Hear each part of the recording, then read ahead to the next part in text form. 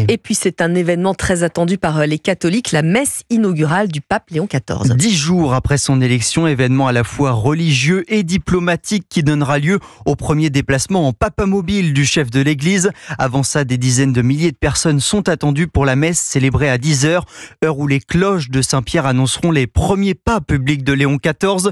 La basilique, centre du pouvoir pontifical, mais avant tout au lieu de la chrétienté. Reportage de l'envoyé spécial d'Europe 1 à Rome, Frédéric Michel. L'orgue de Saint-Pierre résonne. Gianluca Faris est historien de l'art et guide. Des archéologues, ils ont trouvé une boîte avec des os qu'on suppose soient les os des pierres. Une découverte réalisée au milieu du siècle dernier après des fouilles lancées par le pape Pie XII.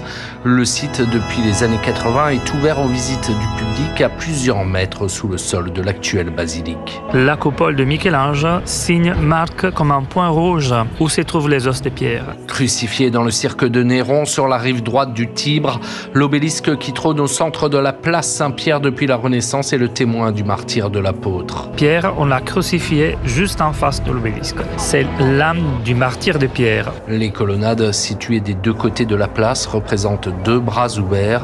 Une église qui l'embrasse, pas seulement pour les catholiques. Et dans le bras de l'église, on aura la célébration, la messe du pape.